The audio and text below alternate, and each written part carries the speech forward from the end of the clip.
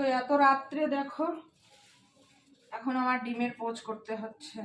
এখন বাজে 9:42 আর এখন আমার ডিমের পোচ করতে হচ্ছে, কারণ আজকে ডিমের কি রান্না করেছি বলতো? মাছ আনতেও সময় পাইনি আর রান্নাও হয়নি। ডাল ভাত করেছিলাম, ভাজি করেছিলাম আর সিদ্ধ দিয়েছিলাম। তো এখন কালকে আবার সোমবার, তো আবার নিরামিষ খেতে হবে।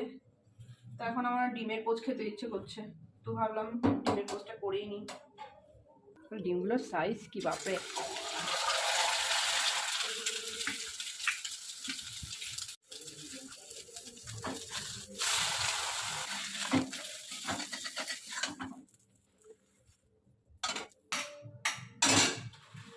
চলো ডিমের পোচ হয়ে গেছে, আর এখন রাত্রের ডিনারটা সেরে নিই। তো চলো।